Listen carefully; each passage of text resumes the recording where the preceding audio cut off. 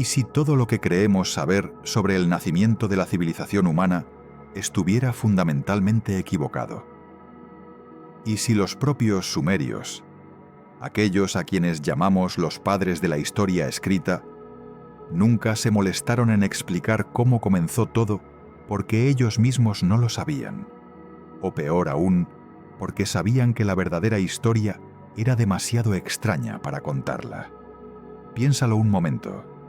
Estamos hablando de la primera civilización reconocida por la historia oficial, los inventores de la escritura, los creadores de las primeras ciudades, los arquitectos de los primeros sistemas legales, matemáticos y astronómicos del mundo. Y sin embargo, cuando excavamos sus ruinas, cuando traducimos sus tablillas, cuando escuchamos sus voces a través de miles de años de silencio, descubrimos algo verdaderamente desconcertante. No hay un comienzo.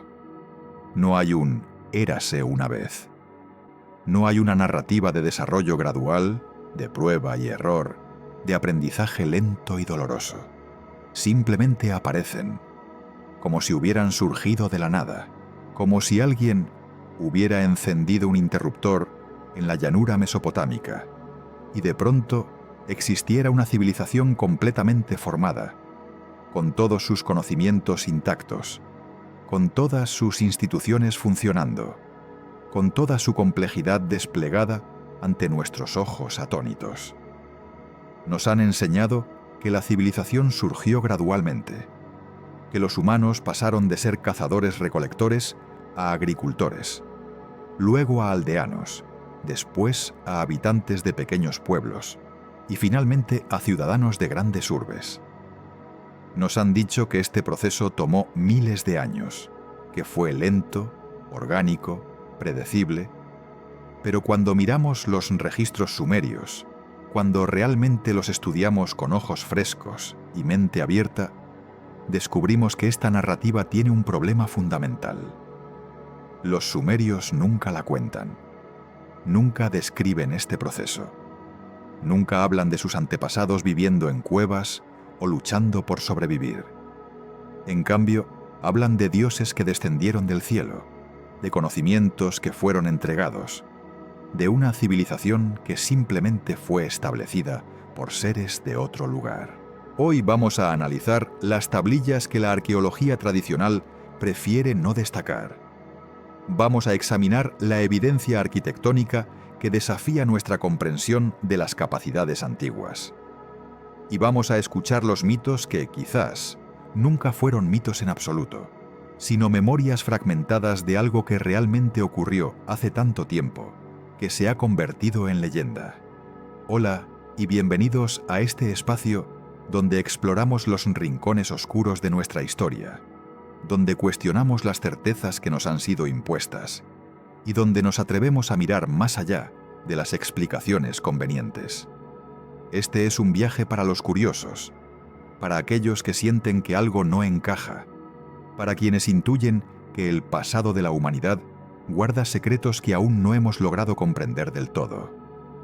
Relájate, respira profundo, acomódate donde estés, porque lo que vamos a explorar esta noche no requiere que te esfuerces en entender, solo requiere que escuches, que dejes que las ideas fluyan hacia ti como el agua de un río antiguo, que permitas que tu mente se abra a posibilidades que quizás nunca habías considerado. Este es un espacio seguro para dudar, para cuestionar, para maravillarse ante lo desconocido. Si te gusta cuestionar la realidad, si disfrutas de estos viajes por los misterios del pasado, considera suscribirte para no perderte ninguna de nuestras exploraciones. Y ahora, adentrémonos en uno de los enigmas más profundos de la historia humana. La versión oficial de la historia nos cuenta que Sumeria surgió alrededor del cuarto milenio antes de nuestra era en la región que hoy conocemos como el sur de Irak. Nos dicen que fue un proceso gradual, que pequeñas comunidades agrícolas fueron creciendo hasta convertirse en las primeras ciudades del mundo. Uruk, Ur, Eridu, Nippur. Nombres que resuenan a través de los milenios como ecos de un pasado imposiblemente distante. Se nos explica que estos primeros sumerios desarrollaron la escritura cuneiforme, inventaron la rueda, crearon los primeros sistemas de irrigación a gran escala, establecieron códigos legales, desarrollaron matemáticas sofisticadas y observaron los cielos con una precisión que todavía nos asombra. Todo esto es verdad. Los registros arqueológicos lo confirman. Las tablillas existen. Las ruinas hablan. Pero hay un problema que los historiadores mencionan de pasada y luego rápidamente olvidan. Un problema que, si lo miras de frente, amenaza con desmoronar toda nuestra comprensión del pasado humano. El problema es este. Cuando buscamos en los registros sumerios una explicación de cómo desarrollaron todo este conocimiento, no encontramos nada. Absolutamente nada. No hay tablillas que describan generaciones de sumerios aprendiendo lentamente a escribir. No hay registros de intentos fallidos de construir ciudades. No hay narrativas de cómo sus antepasados descubrieron la agricultura o inventaron la rueda. En cambio, encontramos algo completamente diferente. Encontramos historias de dioses llamados Anunnaki que descendieron del cielo. Encontramos relatos de seres divinos que les entregaron las artes de la civilización ya completamente formadas. Encontramos una narrativa que no habla de evolución gradual, sino de transferencia instantánea de conocimiento. Y aquí es donde la cosa se pone verdaderamente interesante. Porque los arqueólogos han buscado, han excavado, han rastreado, y no han encontrado lo que esperaban encontrar. No han encontrado las etapas intermedias. No han encontrado los borradores. No han encontrado la curva de aprendizaje. Cuando miras la escritura cuneiforme más antigua que hemos encontrado, no ves garabatos primitivos intentando convertirse en símbolos. Ves un sistema complejo y sofisticado que aparece casi de la noche a la mañana. Cuando examinas las ciudades sumerias más tempranas, no ves aldeas simples que gradualmente se fueron complicando. Ves planificación urbana, sistemas de drenaje, arquitectura monumental, templos que requerían conocimientos de ingeniería avanzados. Es como si estuvieras buscando los primeros intentos de un niño de aprender a escribir. Y en cambio, encontraras directamente una tesis doctoral.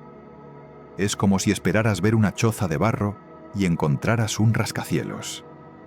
La transición simplemente no está ahí. Y eso, querido oyente, es lo que los sumerios nunca explicaron. Porque quizás no podían explicarlo.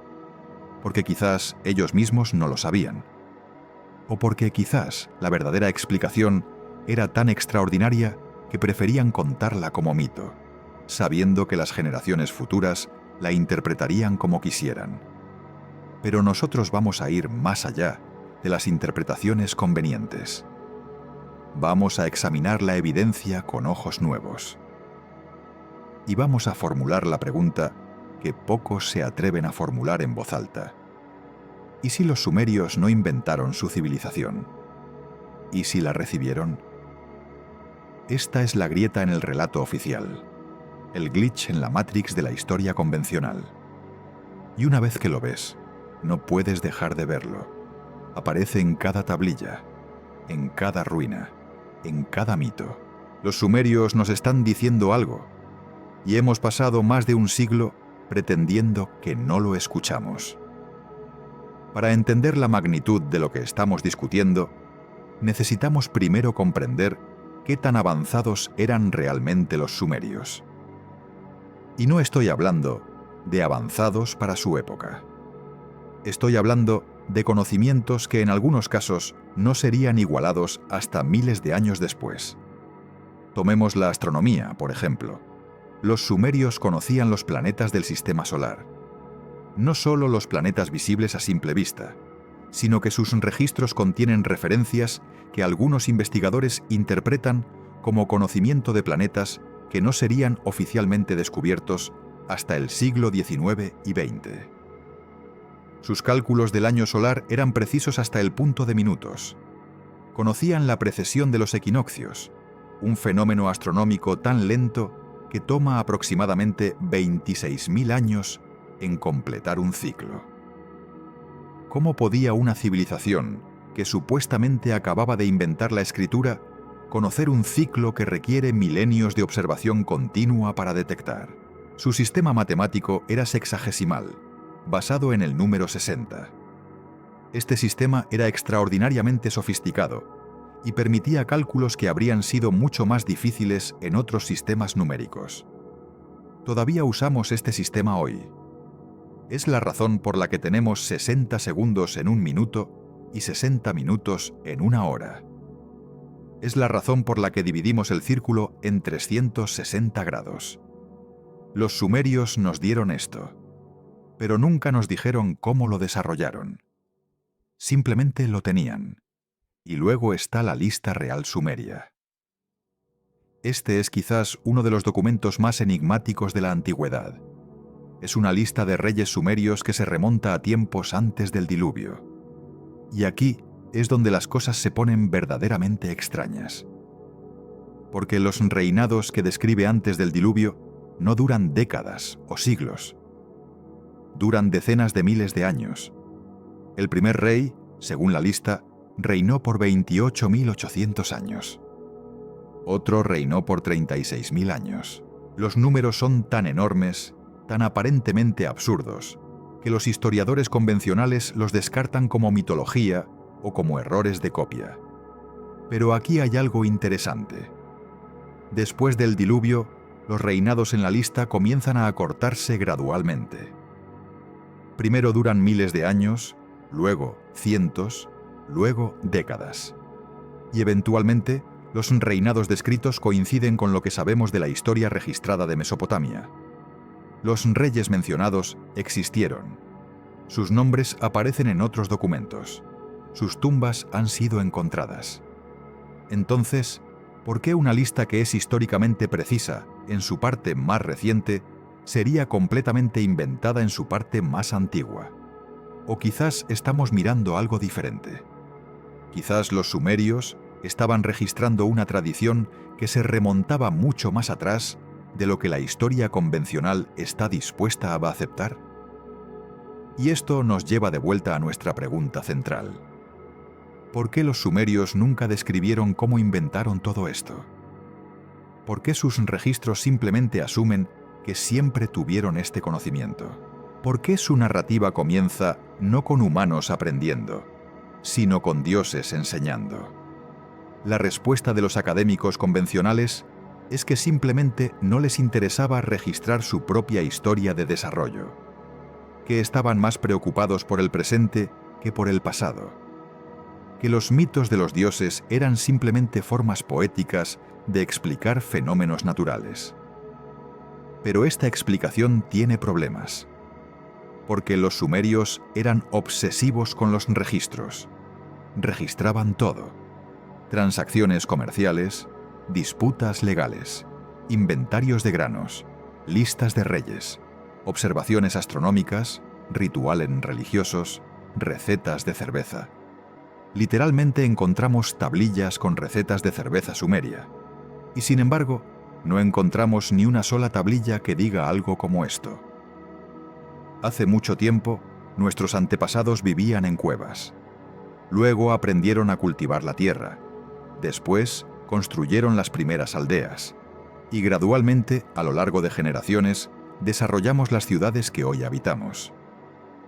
Esa narrativa no existe, y su ausencia es ensordecedora. En cambio, lo que encontramos una y otra vez es algo completamente diferente. Encontramos el Eridu Génesis, uno de los textos más antiguos de la humanidad, que describe cómo los dioses crearon a los humanos para que trabajaran para ellos. Encontramos el Enuma Elish, que describe la creación del cosmos y de la humanidad por seres divinos. Encontramos innumerables referencias a los Anunnaki, traducido a veces como aquellos que del cielo a la tierra vinieron. Y esto nos plantea una pregunta incómoda. ¿Y si los sumerios no describieron el origen de su civilización porque genuinamente creían que no la habían inventado ellos? ¿Y si su silencio sobre el desarrollo gradual no es un silencio accidental, sino un silencio honesto. ¿Y si nos están diciendo la verdad tal como ellos la entendían? Esta es la tesis de nuestro viaje de hoy. No vamos a concluir que los sumerios fueron visitados por extraterrestres. Eso sería demasiado simplista y nos alejaría de lo que realmente importa. Lo que vamos a explorar es algo más matizado y quizás más inquietante. Vamos a examinar la posibilidad de que hubo algo antes de Sumeria, algo que se perdió, algo que fue olvidado, y que los sumerios, lejos de ser el comienzo de la civilización, fueron en realidad los herederos de un conocimiento mucho más antiguo que apenas lograron preservar. Y para hacer esto, vamos a examinar 3 tipos de evidencia. Primero, la evidencia física, las piedras que no mienten, los edificios que desafían explicación, las precisiones imposibles. Segundo, la evidencia científica, lo que la geología, la climatología y la arqueología de punta nos dicen sobre un pasado que podría ser mucho más complejo de lo que imaginamos. Y tercero, la evidencia humana, los mitos que atraviesan culturas, las memorias colectivas que resuenan desde la Mesopotamia hasta las Américas, las historias que quizás nunca fueron solo historias. Así que acomódate, cierra los ojos si lo deseas, y déjate llevar por este viaje a través del tiempo, hacia un pasado que quizás está esperando ser redescubierto. La primera pista que debemos examinar está literalmente grabada en piedra, y no cualquier piedra. Estamos hablando de estructuras que, según la narrativa convencional, fueron construidas por personas que acababan de inventar la agricultura. Personas que supuestamente apenas habían dejado de ser cazadores-recolectores unas pocas generaciones antes. Y sin embargo, lo que construyeron desafía nuestra comprensión de lo que era posible en aquella época. Tomemos el Zigurat de Ur como ejemplo. Esta estructura masiva, construida hace aproximadamente 4000 años, originalmente se elevaba a más de 30 metros de altura. Para ponerlo en perspectiva, eso es aproximadamente la altura de un edificio de 10 pisos. Y no era simplemente un montón de ladrillos apilados. Era una estructura ingenierísticamente sofisticada con sistemas de drenaje incorporados, con paredes inclinadas cuidadosamente calculadas para resistir el peso, con una orientación astronómica precisa que alineaba la estructura con puntos específicos en el cielo. Pero aquí es donde las cosas se ponen interesantes. El Zigurat de Ur no es el más antiguo, no es siquiera cercano a serlo. Cuando retrocedemos más en el tiempo, llegamos a Eridu. Este es el lugar que los propios sumerios consideraban el más antiguo de sus asentamientos. El lugar donde, según sus propios registros, la realeza descendió del cielo por primera vez. Y lo que encontramos en Eridu es desconcertante. Las excavaciones en Eridu revelaron algo que los arqueólogos no esperaban. Debajo de los templos que podían fechar con relativa precisión, encontraron más templos. Y debajo de esos, aún más. Capa tras capa de construcción, extendiéndose hacia abajo en el tiempo, como las páginas de un libro enterrado. Los investigadores identificaron al menos 18 niveles de construcción superpuestos. 18 templos construidos uno encima del otro a lo largo de milenios. Y aquí está lo verdaderamente desconcertante. Los templos más profundos, los más antiguos, no eran más primitivos que los superiores. De hecho, en algunos aspectos, mostraban una sofisticación comparable. Las técnicas de construcción eran similares. La orientación astronómica era igualmente precisa. Los diseños arquitectónicos seguían principios que requerían conocimiento de geometría y matemáticas. Si la narrativa convencional fuera correcta, esperaríamos ver una progresión clara. Los templos más antiguos deberían ser simples, toscos, primitivos. Deberían mostrar los primeros intentos de una humanidad que apenas estaba aprendiendo a construir. Y gradualmente, a medida que subimos a través de los niveles, deberíamos ver mejoras. Innovaciones, refinamientos, la curva de aprendizaje que esperamos de cualquier civilización en desarrollo. Pero eso no es lo que encontramos.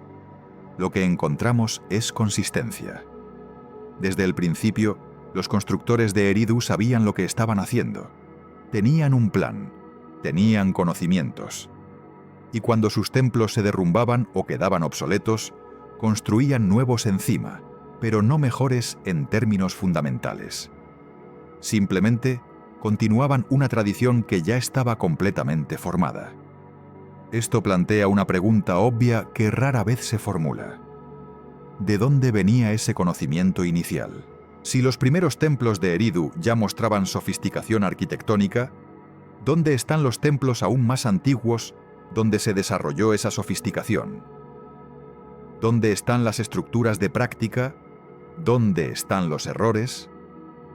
La respuesta de la arqueología convencional es que simplemente no hemos encontrado esos sitios todavía. Que deben existir en algún lugar, enterrados bajo la arena del desierto o sumergidos bajo las aguas del Golfo Pérsico, que en tiempos antiguos tenía una línea costera muy diferente. Y esto puede ser cierto. Pero también es una forma conveniente de evitar confrontar la evidencia que sí tenemos. Porque la evidencia que tenemos nos dice algo incómodo. Nos dice que la civilización sumeria apareció con una rapidez que desafía explicación. Nos dice que sus conocimientos parecen haber surgido completamente formados. Y nos dice que los propios sumerios no tenían ninguna narrativa de desarrollo gradual. Ninguna memoria de tiempos más simples, ningún registro de aprendizaje lento. Pero Eridu es solo el comienzo de nuestra exploración, porque hay otros sitios en la región que presentan enigmas aún mayores. Y hay un sitio en particular que ha transformado completamente nuestra comprensión de la antigüedad humana. Un sitio que, cuando fue descubierto, obligó a los historiadores a reescribir los libros de texto. Un sitio que demuestra, más allá de toda duda razonable, que la civilización es mucho más antigua de lo que jamás imaginamos. Estoy hablando, por supuesto, de Göbekli Tepe. Este nombre quizás te resulte familiar. En los últimos años ha recibido considerable atención mediática, pero su verdadera importancia todavía no ha sido completamente asimilada por el público general. Así que permíteme explicarte por qué este sitio, ubicado en el sureste de Turquía, representa una de las mayores anomalías de la historia humana. Göbekli Tepe fue construido hace aproximadamente 11.500 años. Para poner esto en perspectiva, es 6.000 años más antiguo que Stonehenge. Es aproximadamente 7.000 años más antiguo que las pirámides de Giza, y es al menos 5.000 años más antiguo que los asentamientos sumerios más tempranos que conocemos. Pero aquí está el problema. Según la cronología convencional, hace 11.500 años los humanos eran cazadores-recolectores. No habían inventado la agricultura, no habían domesticado animales. No vivían en asentamientos permanentes. Supuestamente, vagaban por la tierra en pequeños grupos, siguiendo a las manadas de animales y recolectando plantas silvestres. No tenían la organización social necesaria para proyectos de construcción monumentales. No tenían los excedentes de alimentos necesarios para mantener a trabajadores especializados. No tenían, en teoría, ninguna de las precondiciones que los historiadores consideran necesarias para la civilización. Y sin embargo, ahí está Göbekli Tepe, un complejo de estructuras monumentales con pilares de piedra de hasta 6 metros de altura y un peso de hasta 20 toneladas. Pilares decorados con relieves intrincados de animales, símbolos abstractos y figuras humanoides, estructuras organizadas en círculos precisos, orientadas hacia puntos específicos en el horizonte. Un proyecto que habría requerido cientos, quizás miles de trabajadores coordinados durante décadas o incluso siglos. Los arqueólogos que excavaron el sitio quedaron atónitos. Esto no debería existir. No según la cronología que habíamos establecido. No según nuestra comprensión de la evolución social humana. Göbekli Tepe es literalmente imposible. Y sin embargo, existe.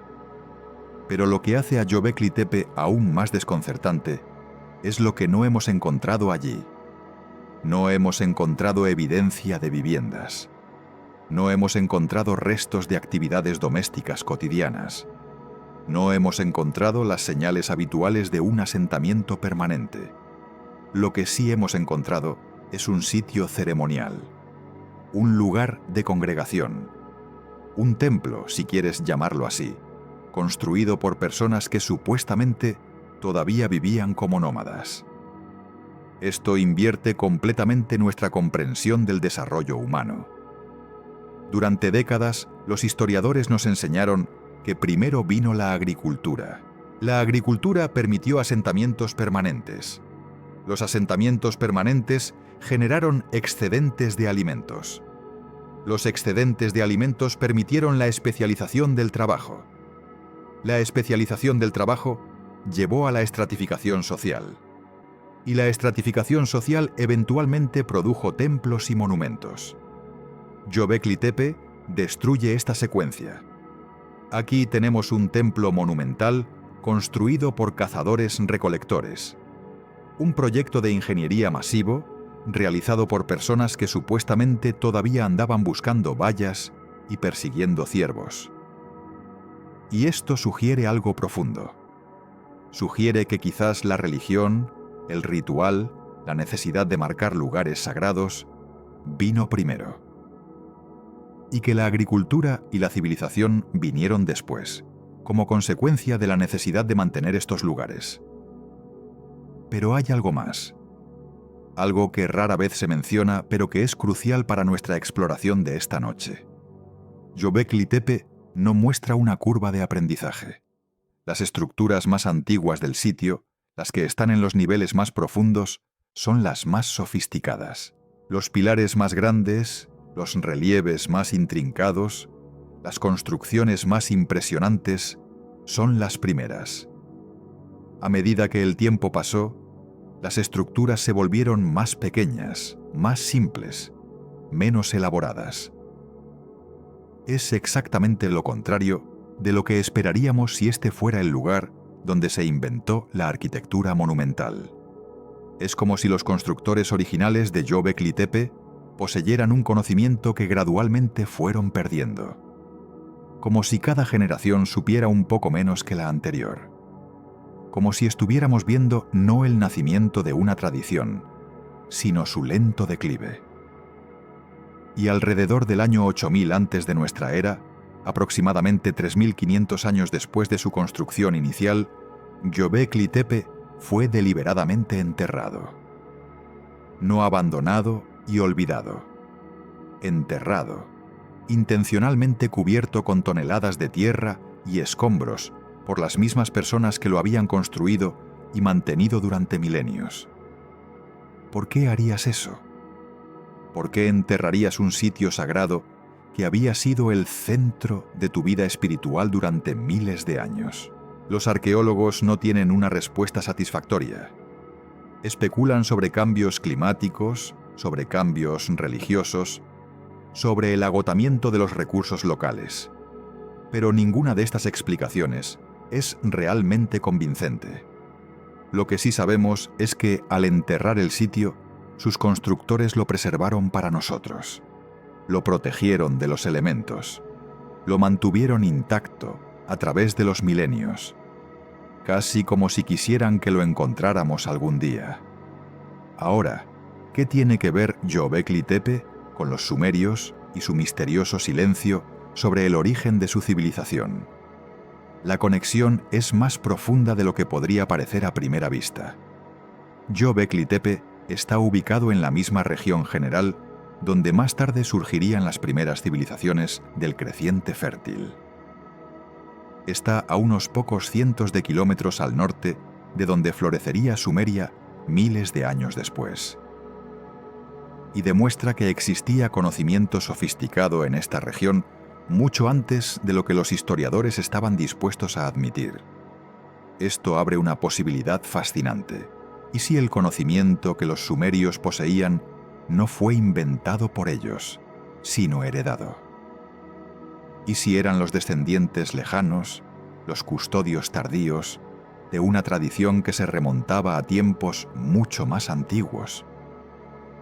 ¿Y si su silencio sobre el origen de su civilización refleja el simple hecho de que ellos mismos no sabían de dónde venía, solo que siempre había estado allí? Los propios sumerios parecen insinuar algo así. En sus textos hablan de un tiempo antes del diluvio, un tiempo cuando los dioses caminaban entre los hombres, un tiempo cuando la civilización existía en su forma perfecta antes de ser destruida. Y después del diluvio, según sus registros, la realeza descendió del cielo nuevamente y la civilización fue restablecida. ¿Qué diluvio? Los historiadores generalmente asumen que se refiere a inundaciones locales, eventos catastróficos pero limitados que afectaron las llanuras mesopotámicas. Pero hay un problema con esta interpretación. El mito del diluvio no es exclusivo de los sumerios. Aparece en prácticamente todas las culturas antiguas del mundo, desde Mesopotamia hasta India, desde China hasta las Américas, desde África hasta las islas del Pacífico. Una y otra vez, encontramos historias de una gran inundación que destruyó el mundo antiguo, de unos pocos supervivientes que preservaron el conocimiento, y de una reconstrucción posterior. ¿Es posible que todos estos mitos se refieran al mismo evento? Un evento real que ocurrió hace tanto tiempo que se ha convertido en leyenda en todas las culturas que lo recuerdan. La geología tiene algo que decir al respecto. Y lo que dice es bastante interesante. Hace aproximadamente 11.600 años, al final de la última era de hielo, ocurrió algo dramático. Los enormes glaciares que cubrían gran parte del hemisferio norte comenzaron a derretirse. Pero no se derritieron gradualmente. Hubo períodos de derretimiento catastrófico, eventos conocidos como pulsos de agua de deshielo, donde enormes cantidades de agua fueron liberadas en los océanos en períodos relativamente cortos. El nivel del mar subió. Y no subió poco. Se estima que el nivel global del mar subió aproximadamente 120 metros desde el máximo glacial hasta los niveles actuales. 120 metros. Eso es suficiente para inundar millones de kilómetros cuadrados de tierra costera. Tierra que durante la era de hielo había estado expuesta y era habitable. Tierra que quizás había sido el hogar de poblaciones humanas. Hoy sabemos que los humanos tienden a vivir cerca del agua, cerca de las costas, cerca de los ríos. Las ciudades más grandes del mundo moderno están casi todas en zonas costeras o ribereñas. ¿Por qué habría sido diferente en tiempos antiguos? Si existieron civilizaciones antes del final de la era de hielo, es probable que sus centros estuvieran cerca de la costa. Y esas costas ahora están bajo el agua, a veces a decenas de metros de profundidad, a veces a cientos. No hemos explorado sistemáticamente estas áreas sumergidas. La arqueología subacuática es cara, difícil y técnicamente limitada. Pero los pocos estudios que se han realizado han encontrado cosas intrigantes. Estructuras sumergidas frente a las costas de India, formaciones extrañas en el Mediterráneo, anomalías en el Golfo Pérsico, precisamente la región donde los sumerios ubicaban su tierra primordial de Dilmun, el paraíso de donde venían los dioses. Y esto nos lleva a una pregunta inevitable. ¿Es posible que la razón por la que los sumerios nunca describieron el origen de su civilización sea porque ese origen estaba literalmente bajo el agua? Porque la tierra de sus ancestros, el lugar donde se desarrolló su conocimiento, fue tragada por el mar al final de la era de hielo? ¿Y porque lo único que les quedó fueron fragmentos de memoria, historias de dioses del mar que emergían para enseñar a los humanos, mitos de un paraíso perdido bajo las olas? Los sumerios tenían una figura particularmente interesante en su mitología. Se llamaba Oannes, aunque este es el nombre griego que nos llegó a través de Beroso, un sacerdote babilonio que escribió en el siglo III antes de nuestra era. Según Beroso, Oannes era un ser que emergía del mar todos los días para enseñar a los humanos las artes de la civilización: la escritura, la agricultura, la arquitectura, las matemáticas, la astronomía, todo. Y por las noches regresaba al mar. Oannes era descrito como mitad hombre, mitad pez. O más precisamente, como un hombre vestido con la piel de un pez, con la cabeza del pez sobre su propia cabeza, como una especie de casco.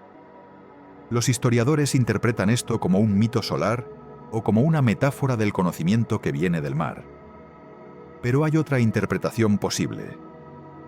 ¿Y si Oannes representa la memoria de supervivientes de una civilización costera destruida? ¿Personas que llegaron por mar después de que su tierra natal fue inundada? ¿Personas vestidas con ropajes extraños, hablando un idioma diferente, trayendo conocimientos que parecían mágicos para los habitantes locales?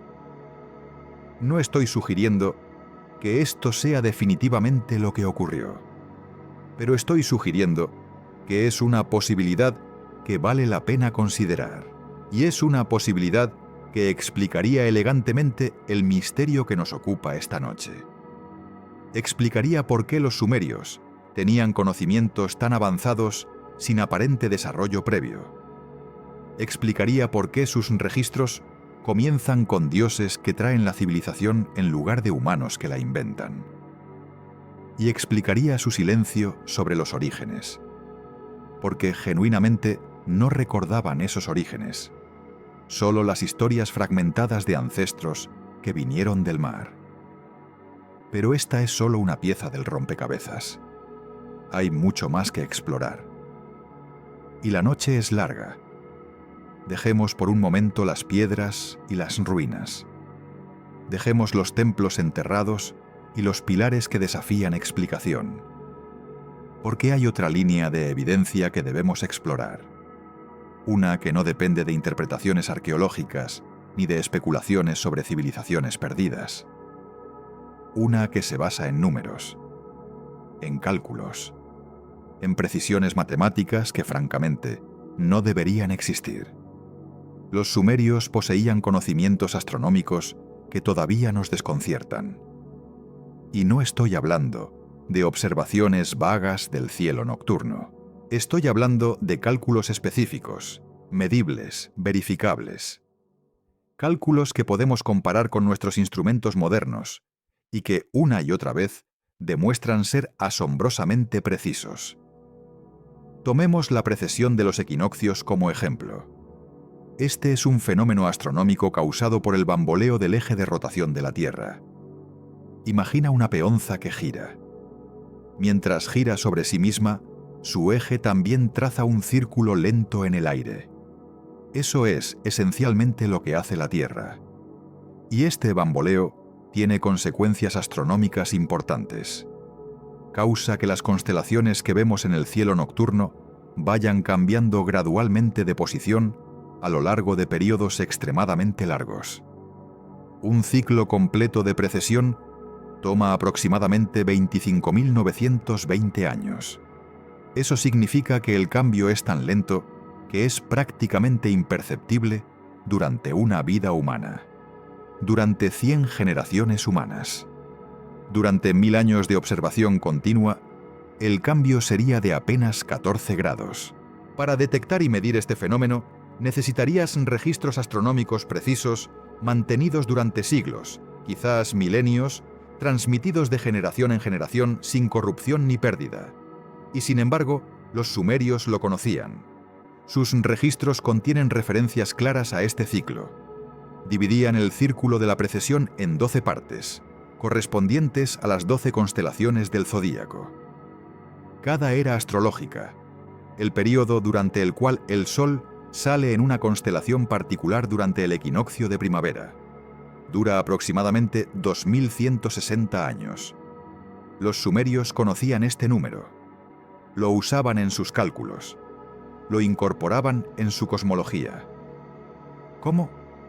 Si la civilización sumeria surgió hace aproximadamente 6000 años, como nos dice la historia convencional, no habrían tenido tiempo suficiente para descubrir la precesión por sí mismos mediante observación directa. Habrían necesitado registros mucho más antiguos.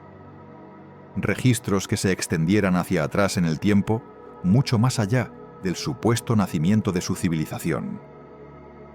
Y aquí está lo interesante. Los sumerios nunca afirmaron haber descubierto este conocimiento. Afirmaron haberlo recibido. De los dioses, de seres que vinieron antes, de una fuente que precedía a su propia existencia como pueblo. Pero la precesión es solo el comienzo. Consideremos el número 12.960. Este número aparece repetidamente en los textos sumerios y en tradiciones derivadas de ellos. Es exactamente la mitad del ciclo de precesión completo. Y aparece en contextos que parecen no tener nada que ver con la astronomía.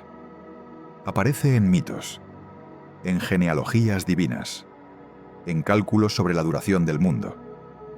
¿Coincidencia? Quizás. Pero las coincidencias tienen una tendencia a acumularse cuando estudiamos el conocimiento antiguo. Y en algún punto, las coincidencias dejan de ser coincidencias y empiezan a parecer un patrón. Consideremos también sus conocimientos sobre el sistema solar. Los sumerios representaban al sistema solar con el Sol en el centro y los planetas orbitando a su alrededor. Esto es notable porque, oficialmente, la humanidad no adoptó el modelo heliocéntrico hasta Copérnico en el siglo XVI de nuestra era. Durante milenios, la visión dominante en el mundo occidental fue que la Tierra estaba en el centro del universo y todo lo demás giraba a su alrededor. Pero los sumerios parecían saber algo diferente. Sus representaciones muestran consistentemente al Sol como el cuerpo central. ¿Cómo llegaron a esta conclusión? La observación directa del cielo nocturno no te lleva naturalmente al heliocentrismo. De hecho, te lleva a lo contrario. El Sol parece moverse alrededor de nosotros. Las estrellas parecen girar en el cielo. La experiencia cotidiana sugiere que estamos en el centro de todo. Deducir que en realidad estamos en un planeta que orbita al Sol requiere un nivel de abstracción y análisis que supuestamente no desarrollamos hasta hace unos pocos siglos. Y luego está el número de planetas. Los sumerios tenían una cosmología que incluía cuerpos celestes que no eran visibles a simple vista. Tenían términos para lo que algunos investigadores interpretan como Urano, Neptuno y Plutón, planetas que no fueron oficialmente descubiertos hasta los siglos XVIII, XIX y XX, respectivamente. Urano fue descubierto en 1781. Neptuno en 1846, Plutón en 1930. Ahora debo ser honesto aquí. Esta interpretación es controvertida. Los académicos convencionales argumentan que los términos sumerios se refieren a otros cuerpos celestes, o que son simplemente conceptos mitológicos sin base observacional. Y pueden tener razón. No tenemos forma de saber con certeza a qué se referían exactamente los sumerios con cada término astronómico. Pero lo que sí sabemos con certeza es que su conocimiento astronómico era extraordinariamente avanzado para su época. Conocían los 5 planetas visibles a simple vista con una precisión impecable. Calculaban sus órbitas y predecían sus movimientos. Establecieron el zodíaco de 12 constelaciones que todavía usamos hoy. Dividieron el día en 24 horas, la hora en 60 minutos, el minuto en 60 segundos. Esta división del tiempo es un legado sumerio que ha sobrevivido casi sin cambios durante más de 4000 años. Y todo esto plantea la misma pregunta que hemos estado formulando a lo largo de esta noche. ¿De dónde vino este conocimiento? ¿Cómo lo desarrollaron? ¿Por qué no hay registros de su descubrimiento? La matemática no miente. Y la matemática sumeria nos dice que algo no encaja en la narrativa convencional. Pero hay otro aspecto del conocimiento sumerio que merece nuestra atención. Un aspecto que no tiene que ver con la astronomía ni con la arquitectura, sino con algo mucho más fundamental. Tiene que ver con la escritura misma. La escritura cuneiforme es generalmente considerada como uno de los primeros sistemas de escritura de la humanidad. Apareció en Sumeria hace aproximadamente 5300 años.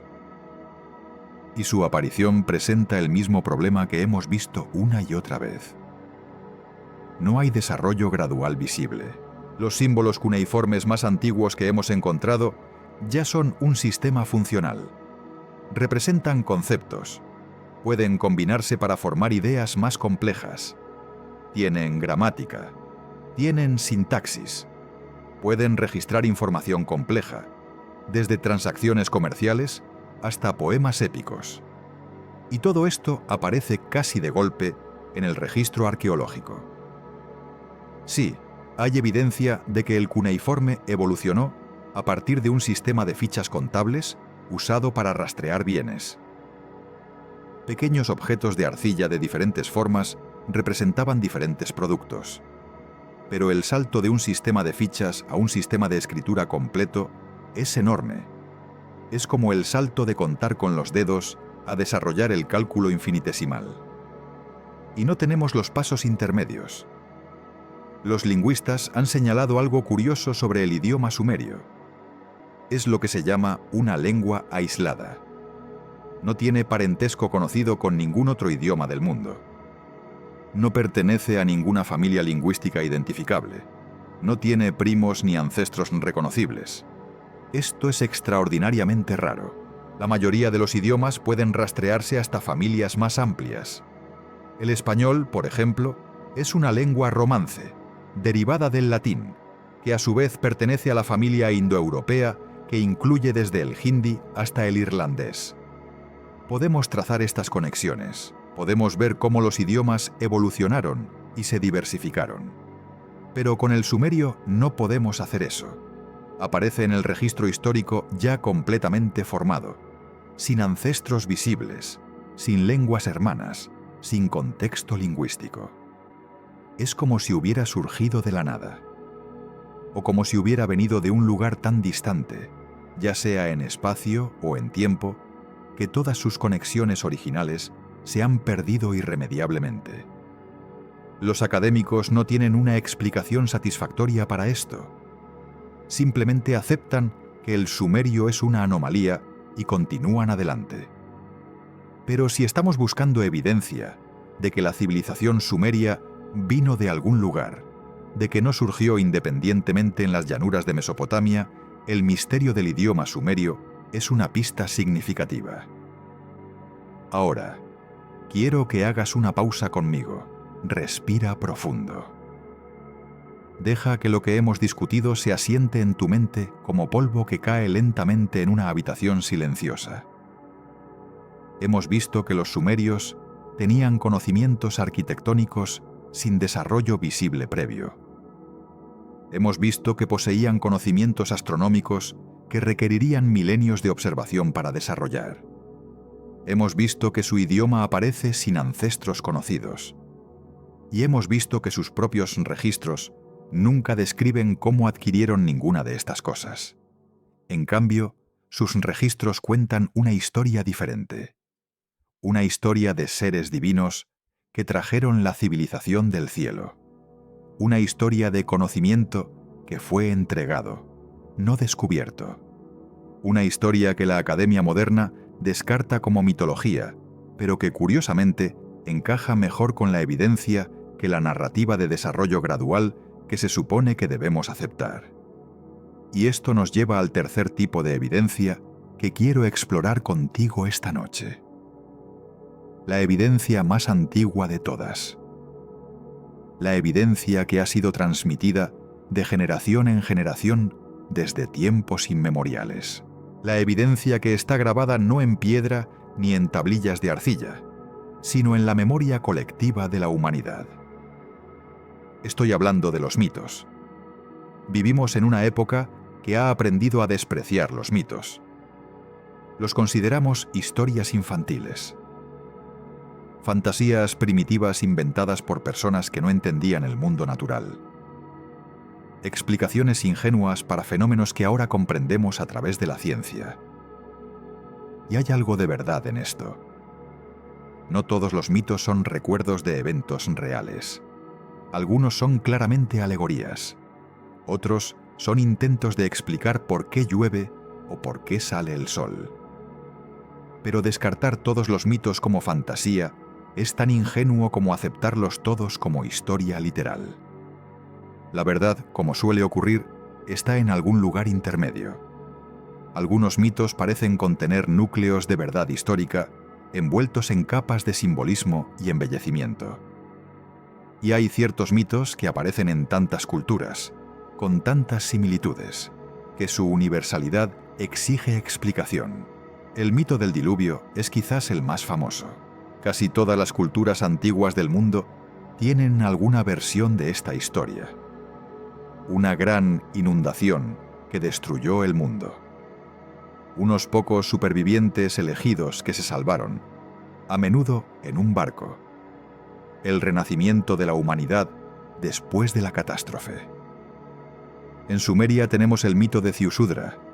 En Babilonia tenemos a Utnapishtim, en la epopeya de Gilgamesh. En la Biblia tenemos a Noé. En la India tenemos a Manu. En Grecia tenemos a Deucalión. En China tenemos a Yu el Grande. En las tradiciones mayas tenemos historias de mundos anteriores destruidos por agua. En las tradiciones nativas norteamericanas encontramos inundaciones primordiales una y otra vez. ¿Cómo explicamos esta universalidad?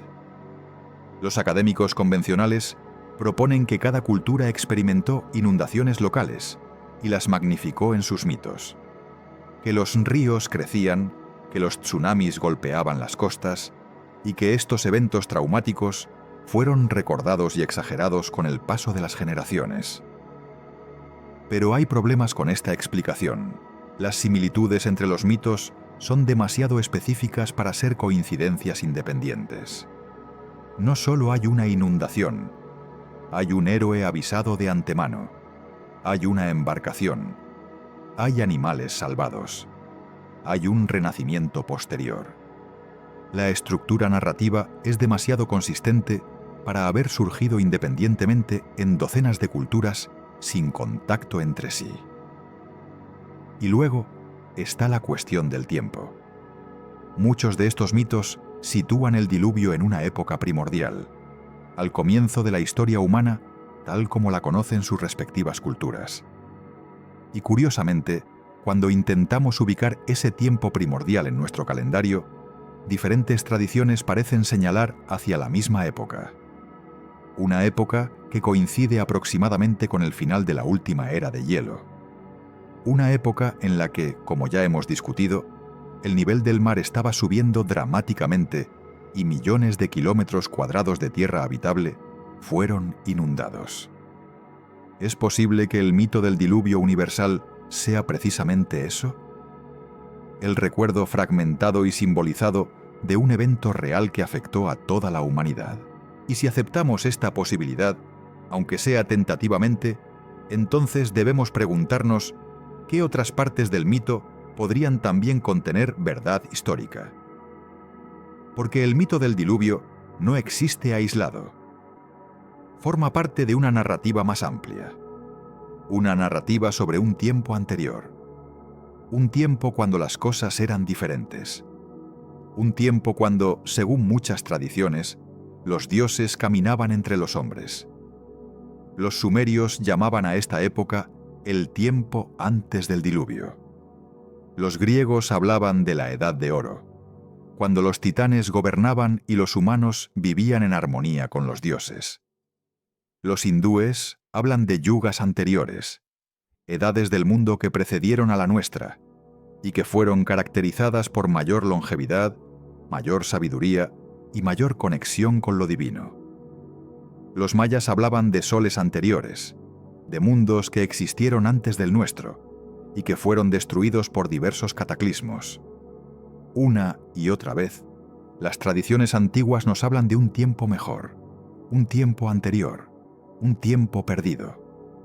Y nos dicen que la civilización que conocemos no es la primera, que hubo algo antes, algo que se perdió, algo que apenas recordamos a través de fragmentos y sueños. ¿Mera nostalgia primitiva? ¿Una proyección del deseo humano por un paraíso perdido? Quizás, pero también quizás no. Porque cuando miramos más de cerca estas tradiciones, encontramos detalles que son difíciles de explicar como mera invención. Detalles específicos que se repiten a través de continentes y océanos.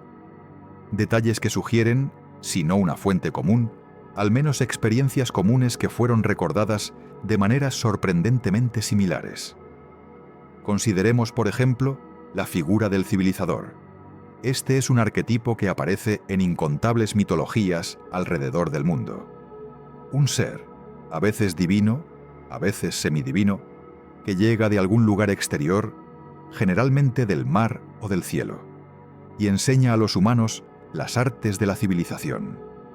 Ya hemos mencionado a Oannes, el hombre pez sumerio que emergía del Golfo Pérsico para enseñar a los humanos.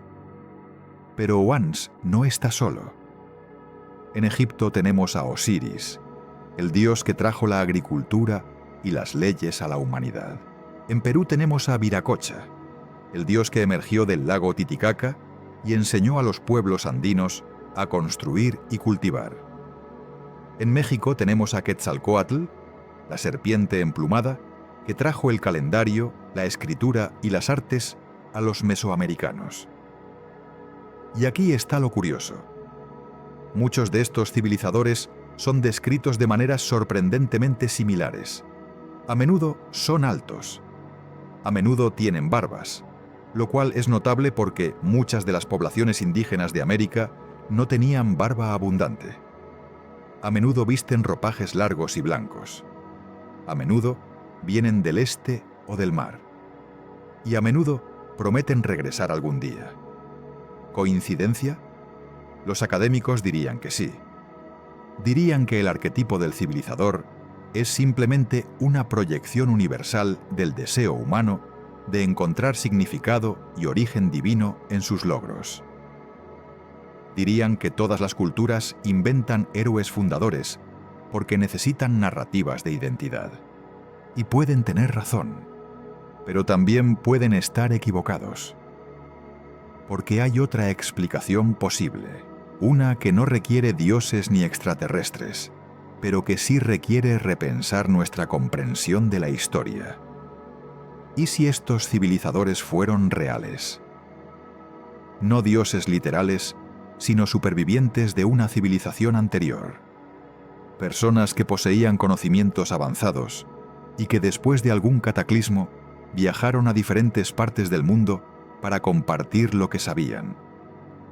Personas que para las poblaciones locales menos desarrolladas tecnológicamente habrían parecido divinas.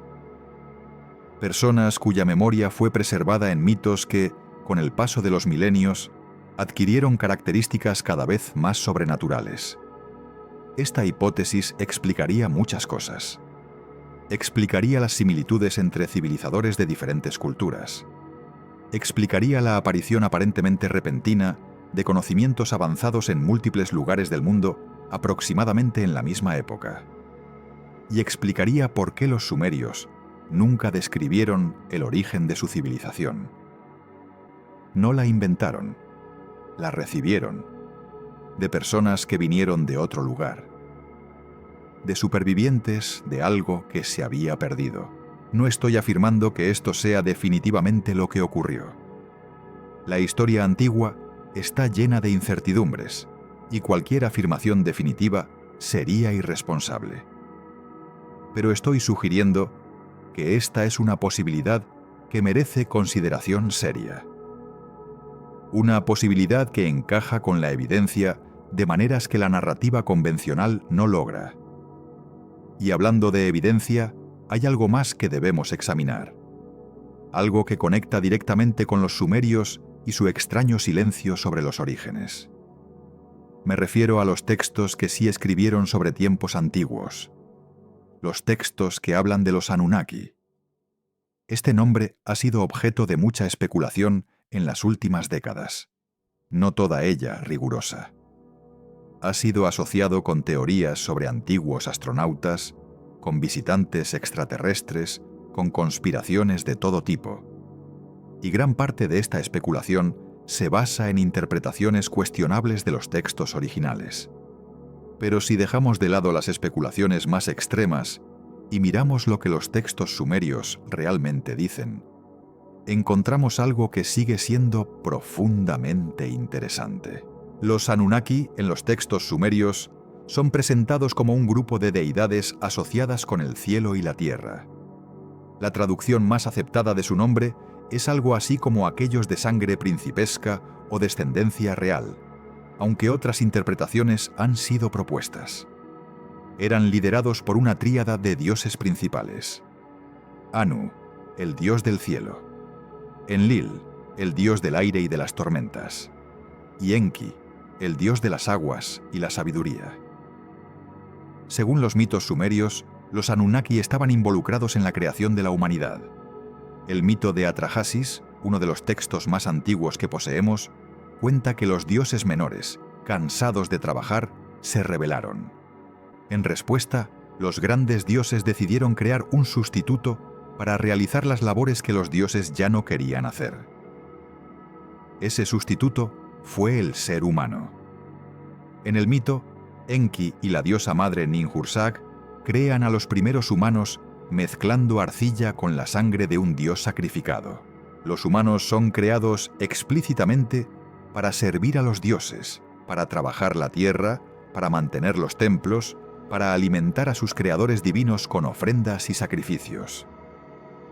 Ahora, la interpretación convencional de este mito es que es una explicación etiológica. Una historia que los sumerios inventaron para explicar por qué existimos y por qué debemos servir a los dioses. Es religión. Es mitología. No debe tomarse literalmente. Y en cierto sentido, esta interpretación es correcta. Los sumerios claramente usaban estos mitos para justificar su estructura social, para explicar por qué los templos debían ser alimentados, para dar sentido a su lugar en el cosmos. Pero hay algo que esta interpretación pasa por alto. Los sumerios no describen este mito como algo que inventaron. Lo describen como algo que les fue transmitido, como conocimiento que recibieron de tiempos anteriores, como historia, no como ficción. Y esto nos devuelve a nuestra pregunta central. ¿Por qué los sumerios nunca describieron el desarrollo gradual de su propia civilización? Porque en su cosmovisión, ellos no la desarrollaron. Fue creada para ellos. Fue establecida por seres superiores. Fue un regalo, o quizás una imposición, de fuerzas que precedían a la humanidad misma. Ahora bien, esto no significa que debamos creer literalmente en dioses que descienden del cielo y crean humanos de arcilla. Pero sí significa que debemos tomar en serio lo que los sumerios nos están diciendo sobre su propia comprensión de su historia. Y lo que nos dicen es claro. No tenían memoria de un tiempo antes de la civilización. No recordaban a sus antepasados viviendo como salvajes. Tan atrás como podían mirar, siempre había habido ciudades, templos, escritura, leyes. Siempre había habido civilización.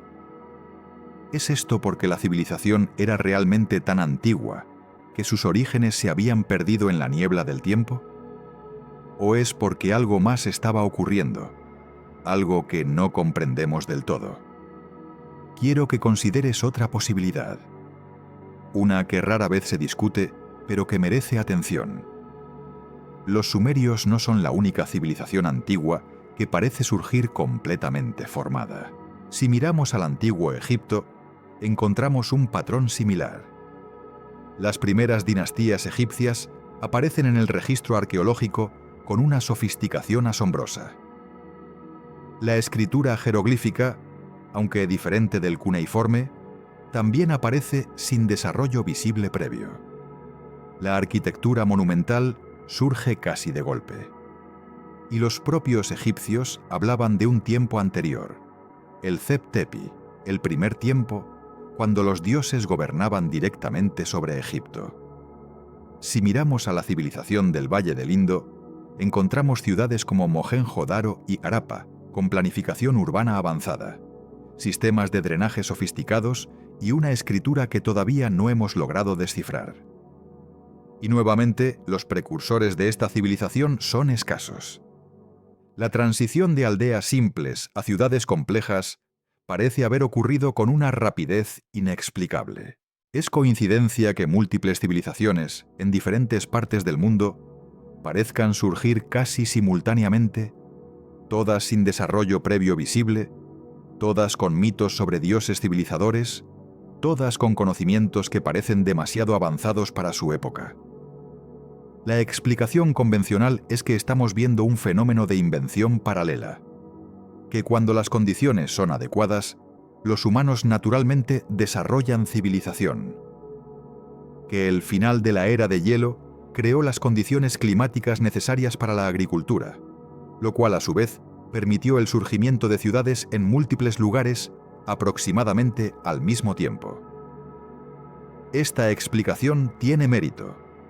Las condiciones climáticas sí cambiaron dramáticamente al final de la era de hielo.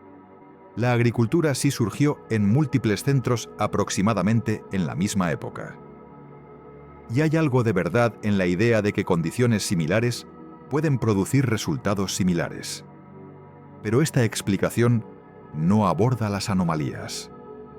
No explica por qué los conocimientos astronómicos de los sumerios son tan avanzados. No explica la ausencia de curvas de aprendizaje visibles. No explica por qué las civilizaciones más antiguas que conocemos son, en muchos aspectos, tan sofisticadas como las que vinieron después. No explica por qué los mitos de todas estas culturas hablan de conocimiento recibido en lugar de conocimiento desarrollado. Y hay otra pieza del rompecabezas que debemos considerar. Una que nos lleva de vuelta a la evidencia científica y geológica. Al final de la última era de hielo, no solo subió el nivel del mar. El clima del planeta experimentó cambios dramáticos.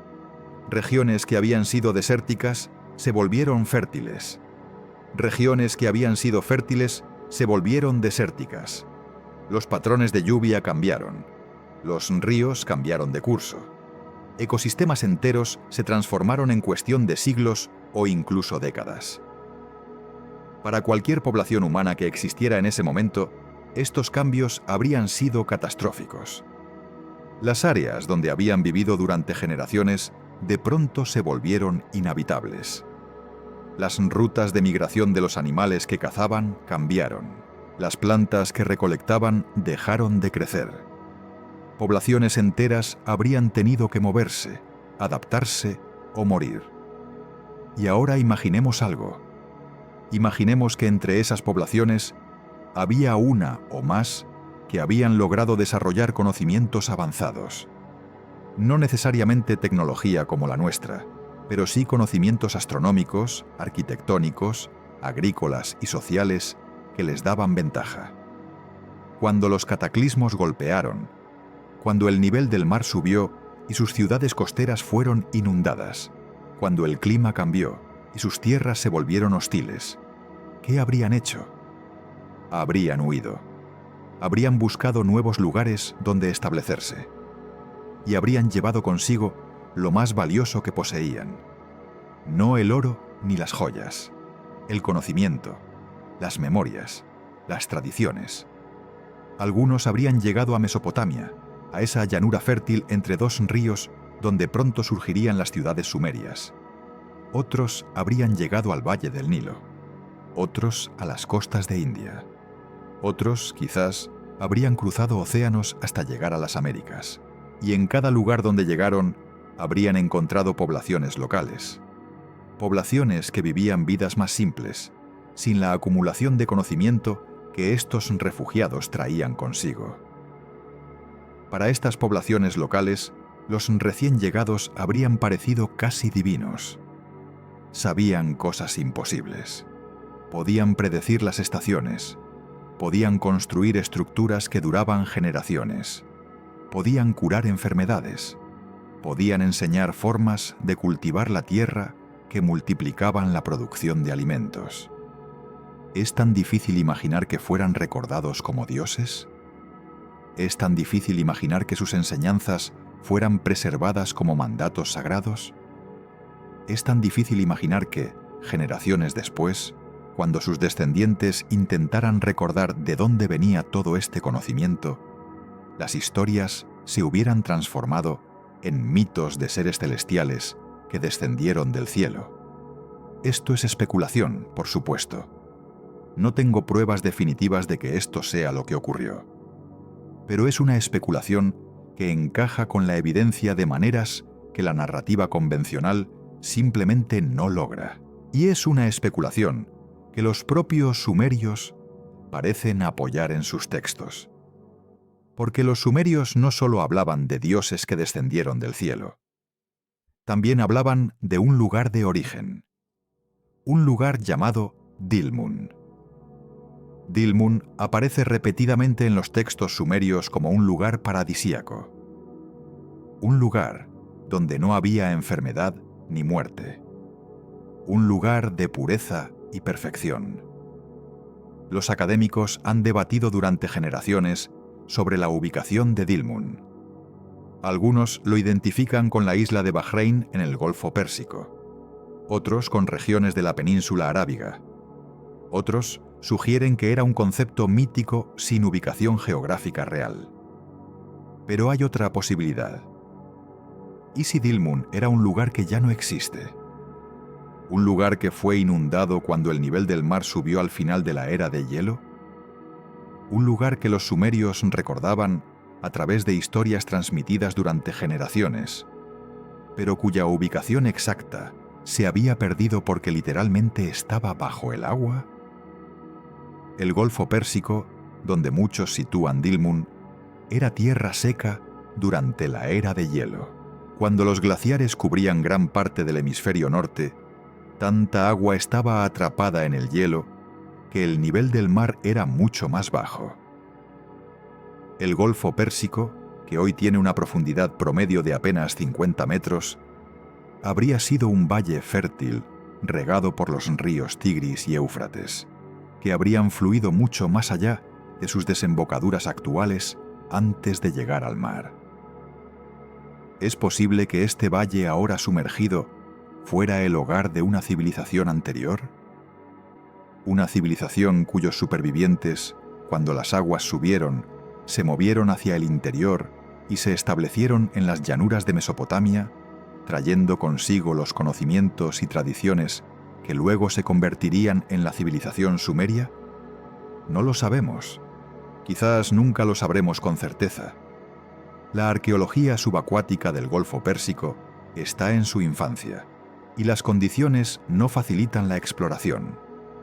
Pero es una posibilidad que vale la pena considerar mientras seguimos nuestro viaje a través de la noche. Hemos viajado muy lejos esta noche. Hemos caminado entre ruinas antiguas y tablillas polvorientas. Hemos navegado mares que ya no existen y explorado tierras que ahora duermen bajo las olas. Hemos escuchado las voces de pueblos que desaparecieron hace milenios, pero cuyos ecos todavía resuenan si sabemos cómo escuchar. Y ahora es momento de hacer una pausa, de respirar profundamente, de permitir que todas las piezas que hemos reunido comiencen a formar un patrón. Porque hay un patrón. Lo has sentido a lo largo de esta exploración. Lo has intuido en cada anomalía, en cada pregunta sin respuesta, en cada silencio que habla más fuerte que las palabras. Permíteme recapitular lo que hemos descubierto. Primero tenemos la piedra, las estructuras físicas que los sumerios dejaron atrás, zigurats que se elevan hacia el cielo con precisión matemática, ciudades planificadas con sistemas de drenaje y calles organizadas, templos alineados con las estrellas. Y cuando excavamos debajo de todo esto, encontramos más. Capa tras capa de construcción, extendiéndose hacia atrás en el tiempo sin que la sofisticación disminuya. Encontramos Eridu, con sus 18 niveles de templos superpuestos. Y más allá de Sumeria, encontramos Göbekli Tepe, con sus pilares monumentales construidos 6.000 años antes de que Sumeria siquiera existiera, por personas que supuestamente todavía vivían como cazadores-recolectores. La piedra nos dice que la civilización es más antigua de lo que nos enseñaron, que el conocimiento arquitectónico y astronómico necesario para construir estas estructuras no surgió de la nada, que debe haber habido algo antes, algo que todavía no hemos encontrado o que no sabemos reconocer cuando lo vemos. Segundo, tenemos la ciencia, los conocimientos astronómicos, matemáticos y lingüísticos de los sumerios que desafían explicación convencional. Su comprensión de la precesión de los equinoccios, un ciclo que toma 26.000 años en completarse. Su sistema matemático sexagesimal, tan elegante que todavía lo usamos para medir el tiempo y los ángulos. Su modelo del sistema solar con el Sol en el centro, milenios antes de Copérnico. Y su idioma, esa lengua aislada sin parientes conocidos, que aparece en el registro histórico completamente formada, como si hubiera llegado de ninguna parte o de un lugar tan distante que todas las conexiones se han borrado. La ciencia nos dice que los sumerios sabían demasiado, que su conocimiento presupone observaciones y cálculos que habrían requerido siglos o milenios de acumulación, que heredaron algo, que alguien, en algún momento, les transmitió un legado de sabiduría que ellos preservaron, pero no crearon. Y tercero, tenemos la memoria. Los mitos que los sumerios contaban sobre su propio origen. Historias de dioses que descendieron del cielo. Historias de seres divinos que crearon a la humanidad para servirles. Historias de un tiempo antes del diluvio, cuando la civilización existía en forma perfecta. Historias de Dilmun, el paraíso perdido. Historias de Oannes, el sabio del mar que enseñó todas las artes de la civilización. Y estos mitos no existen aislados. Resuenan a través de las culturas del mundo. El diluvio universal que destruyó el mundo antiguo. Los dioses civilizadores que llegaron de tierras lejanas. La edad de oro perdida. El conocimiento que fue entregado, no descubierto. Una y otra vez, las tradiciones antiguas de la humanidad cuentan la misma historia básica, con variaciones locales, pero con una estructura subyacente sorprendentemente consistente. La memoria nos dice que la humanidad recuerda algo que ocurrió hace tanto tiempo que se ha transformado en mito, algo que fue tan traumático, tan transformador, que dejó una huella indeleble en la psique colectiva de nuestra especie. Algo que los sumerios, quizás más que ningún otro pueblo antiguo, intentaron preservar en sus tablillas de arcilla. Ahora, cuando unimos estos tres hilos, la piedra, la ciencia y la memoria, la imagen que emerge es diferente a la que nos han enseñado.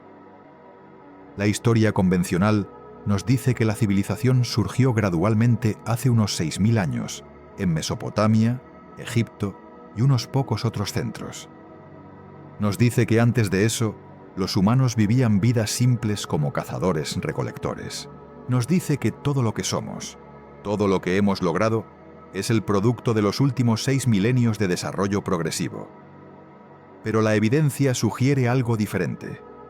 Sugiere que la historia de la civilización humana es más larga, más compleja y más trágica de lo que imaginamos. Sugiere que hubo algo antes, algo que floreció y luego fue destruido. algo cuyos fragmentos sobrevivieron en las mentes y manos de unos pocos supervivientes, algo que fue transmitido imperfectamente a través de generaciones hasta llegar a los sumerios, los egipcios, los constructores del Valle del Indo. Y sugiere que estos pueblos antiguos sabían esto, que eran conscientes de que su civilización no era la primera, que heredaron más de lo que inventaron, que estaban parados sobre los hombros de gigantes cuyos nombres habían sido olvidados, pero cuya sabiduría todavía podían vislumbrar. Esta es la razón por la que los sumerios nunca describieron el origen de su civilización. No era porque no les importara, era porque genuinamente no lo sabían. O más precisamente, lo que sabían era tan diferente a un origen gradual y local que no podían contarlo de otra manera que a través del mito.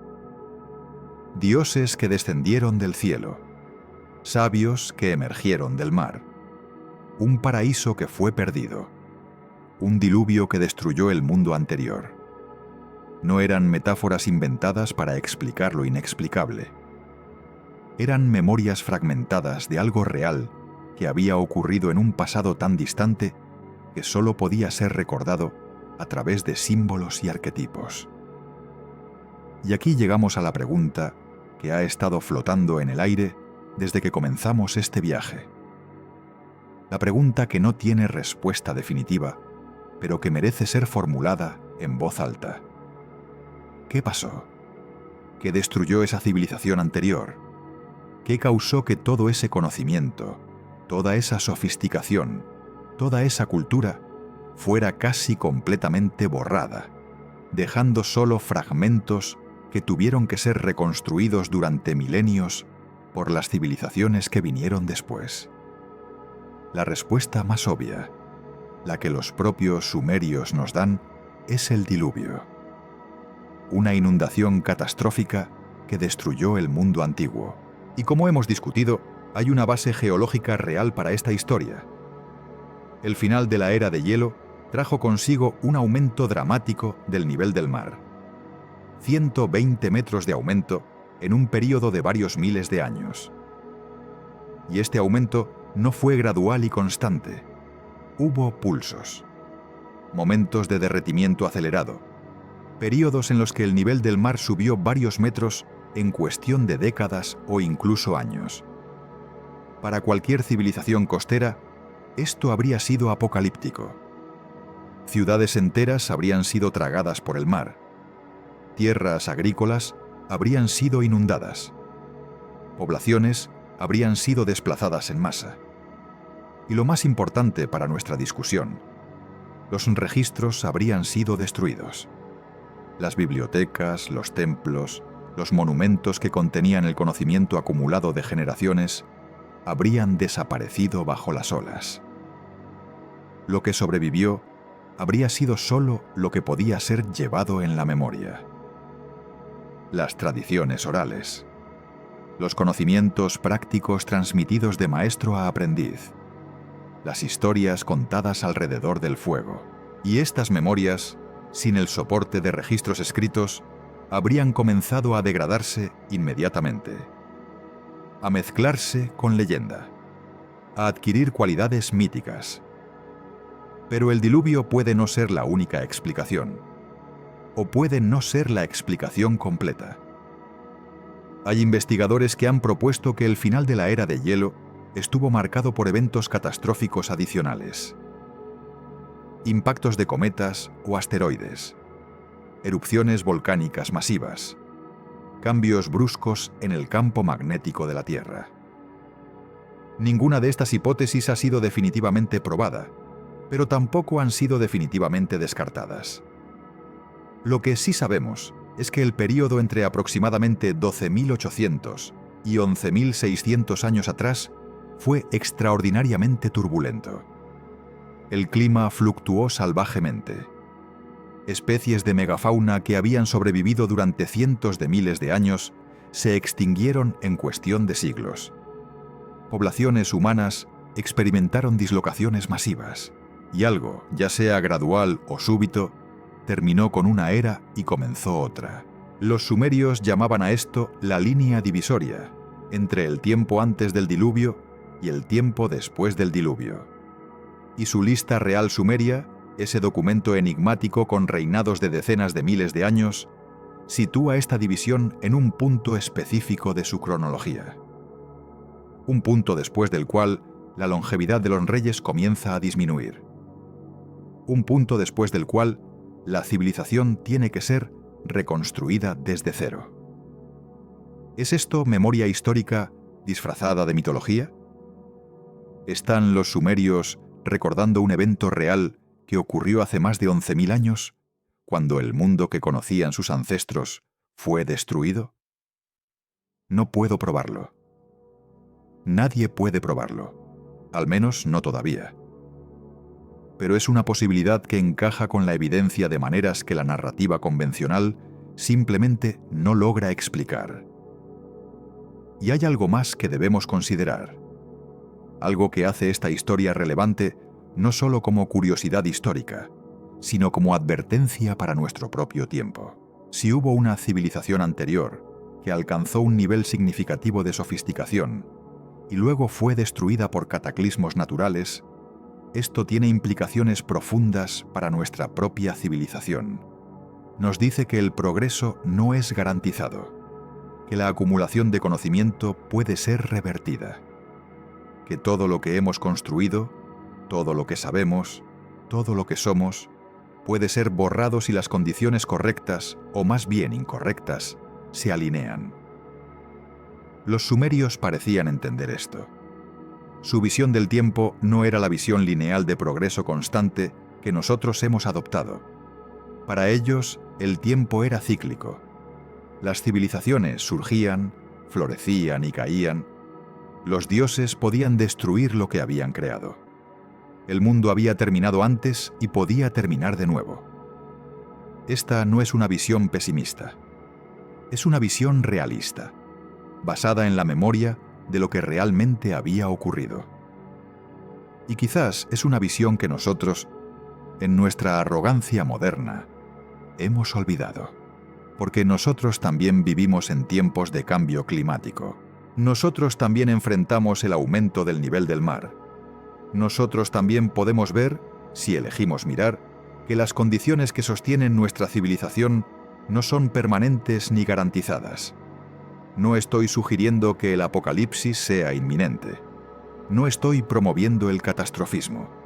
Lo que estoy sugiriendo es humildad. La humildad de reconocer que no somos la primera civilización que ha caminado sobre esta tierra. Y la humildad de aprender de aquellos que vinieron antes, aunque sus voces nos lleguen solo como ecos distorsionados a través del tiempo. Porque quizás, solo quizás, los mitos que hemos heredado no son solo historias para entretener. Quizás son advertencias, mensajes enviados a través de los milenios por ancestros que vieron su mundo destruido y quisieron asegurarse de que nosotros no cometiéramos los mismos errores. Los sumerios ciertamente pensaban así. Sus rituales estaban diseñados para mantener el orden cósmico. Sus templos eran puntos de conexión entre el cielo y la tierra. Sus ofrendas eran formas de mantener contentos a los dioses que habían destruido el mundo una vez y podían hacerlo de nuevo.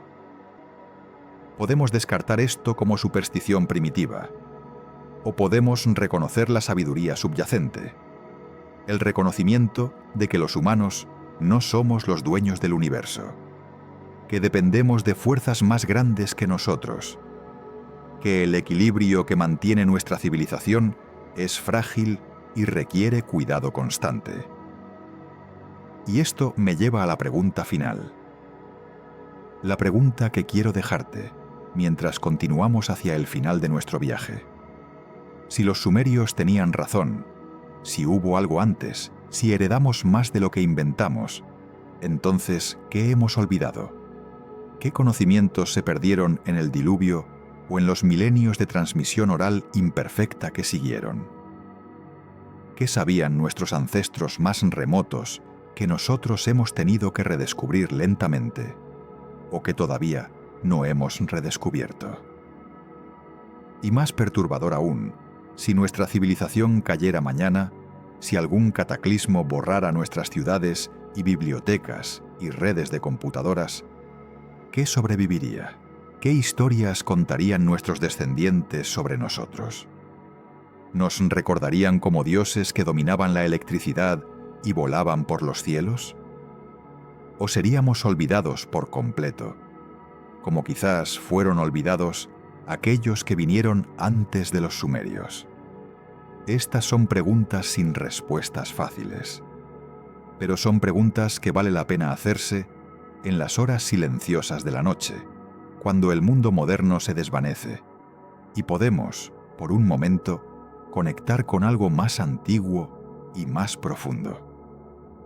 Los sumerios están ahí, esperando en sus tablillas de arcilla, guardando secretos que quizás todavía no hemos aprendido a leer correctamente, ofreciendo pistas sobre un pasado que se extiende mucho más allá de lo que la historia convencional está dispuesta a admitir. Y su silencio sobre el origen de su civilización, ese silencio que hemos explorado esta noche, es quizás el mensaje más elocuente de todos. Un silencio que dice: no lo sabemos, pero algo vino antes. Un silencio que dice: no lo inventamos, pero lo preservamos. Un silencio que dice: escucha con atención. Porque en nuestros mitos hay verdades que tus científicos todavía no han descubierto.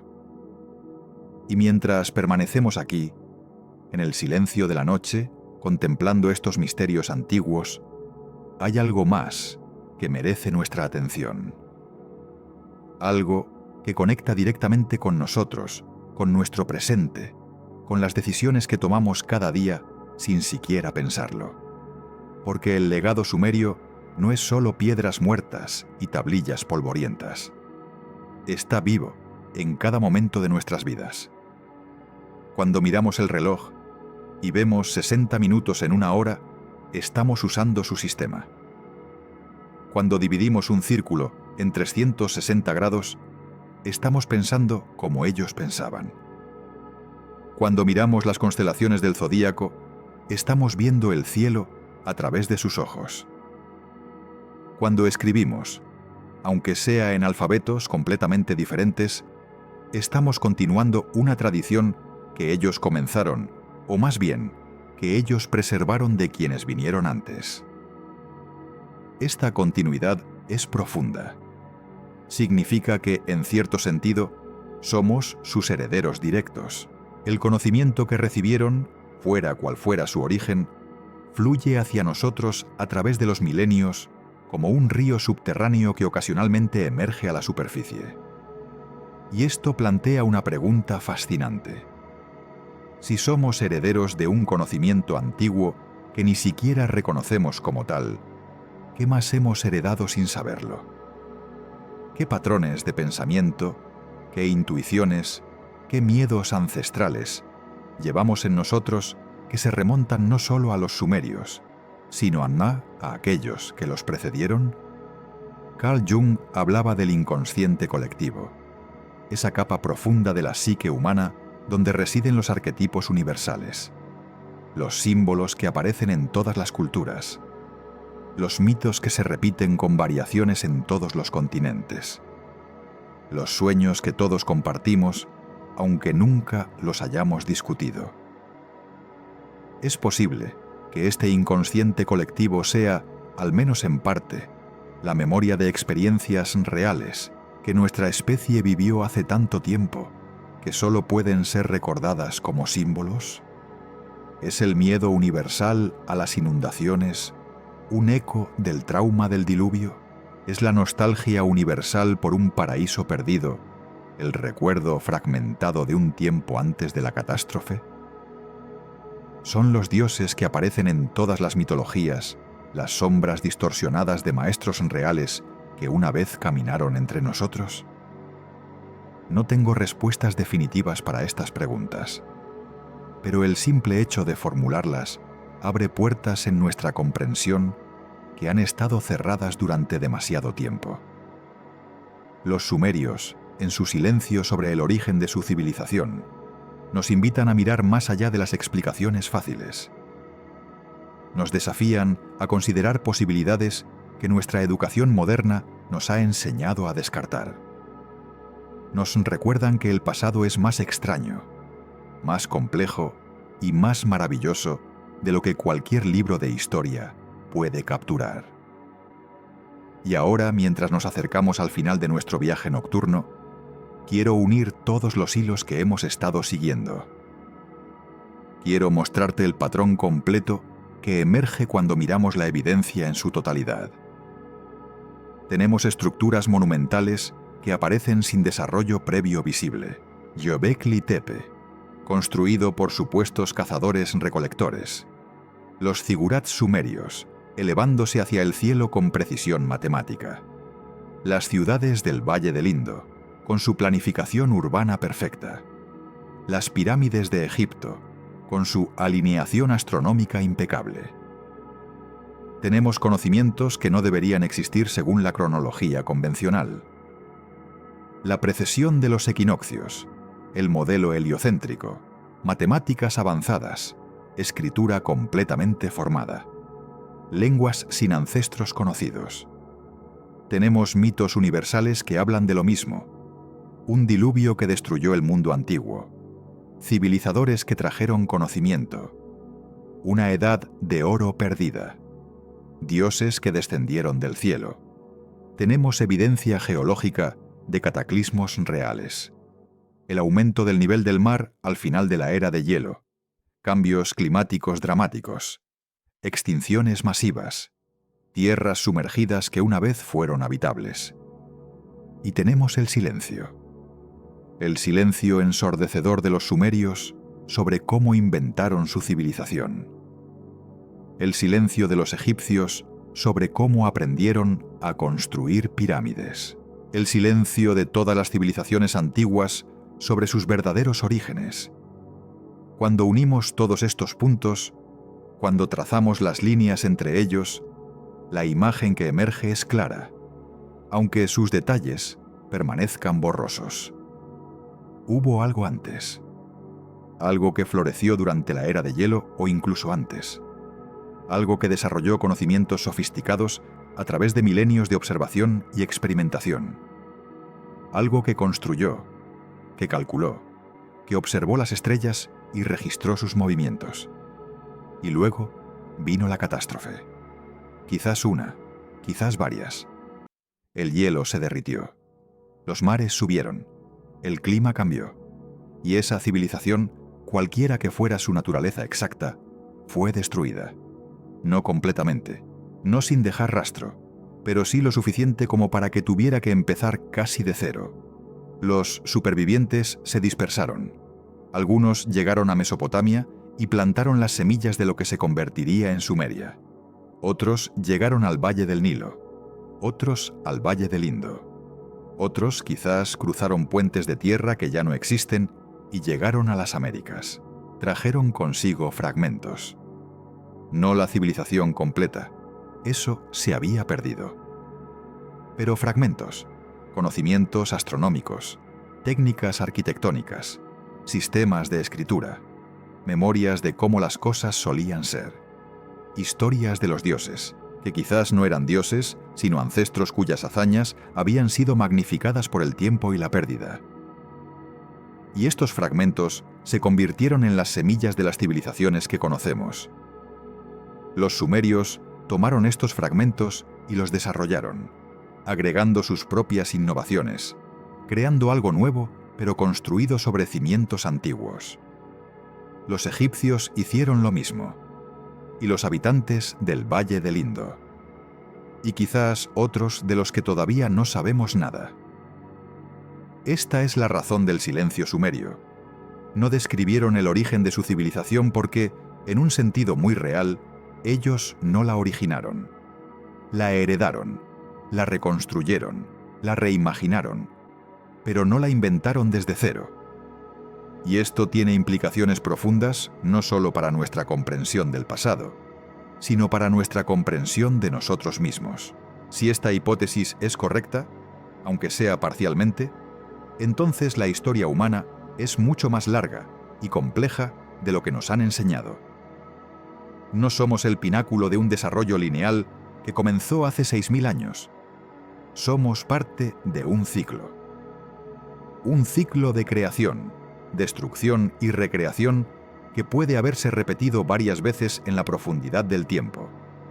Esto no disminuye nuestros logros. Al contrario, los contextualiza.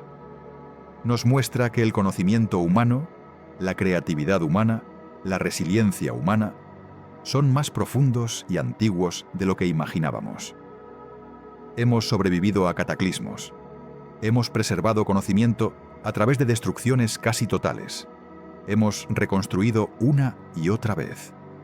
Y quizás, solo quizás, estamos a punto de recordar algo importante. Algo que habíamos olvidado. Algo que los sumerios intentaron decirnos pero que no supimos escuchar. Porque vivimos en una época única. Por primera vez en la historia conocida, tenemos la tecnología para explorar sistemáticamente el pasado, para excavar sitios que han estado enterrados durante milenios, para explorar fondos marinos que han estado sumergidos desde el final de la era de hielo, para analizar mitos y lenguas con herramientas computacionales que pueden detectar patrones invisibles al ojo humano, para fechar artefactos con precisión isotópica, para reconstruir climas antiguos a través del análisis de núcleos de hielo.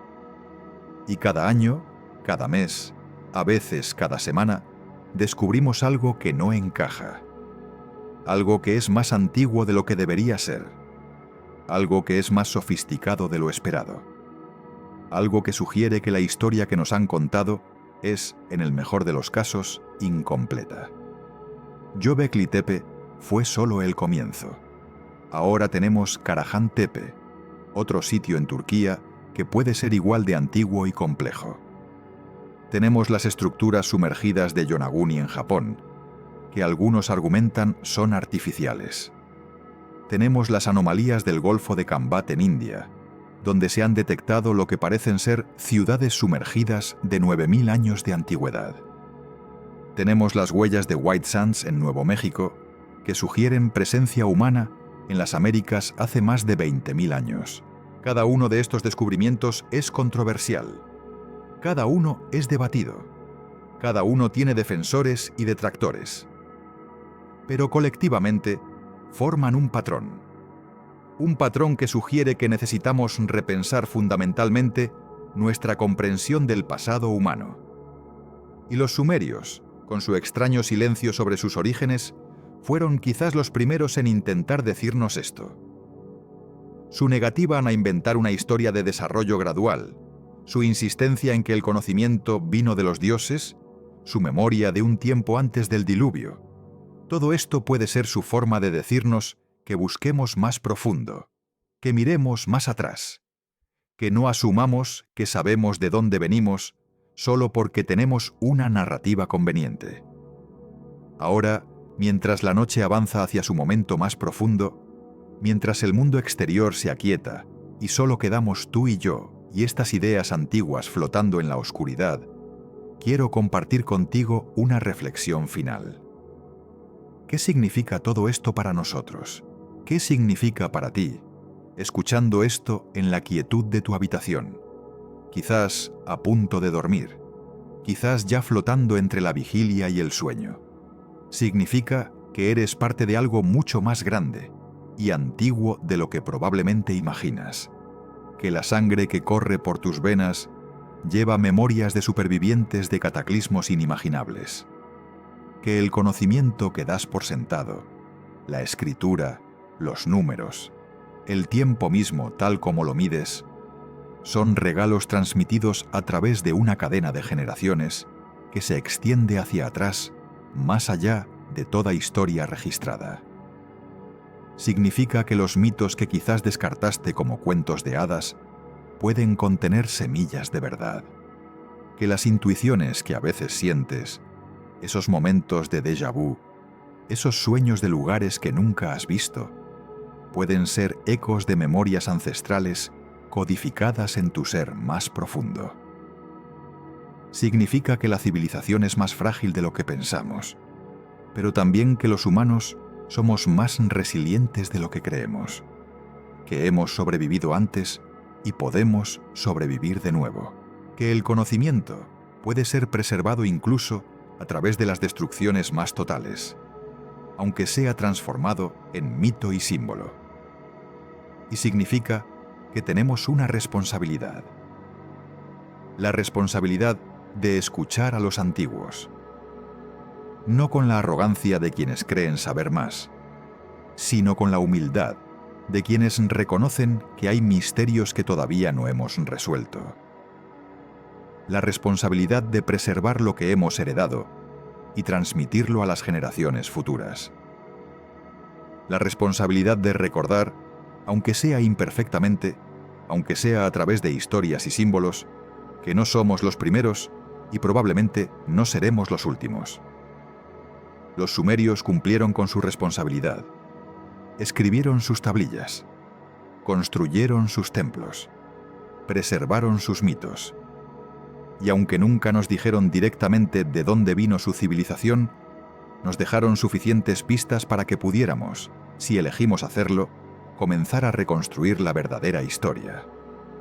Una historia que no es de progreso lineal desde la barbarie hasta la civilización, sino de ciclos, de ascensos y caídas, de conocimiento ganado y perdido y ganado de nuevo, de civilizaciones que florecen como flores en la primavera cósmica y se marchitan en el invierno del tiempo, solo para que sus semillas broten de nuevo cuando las condiciones son propicias.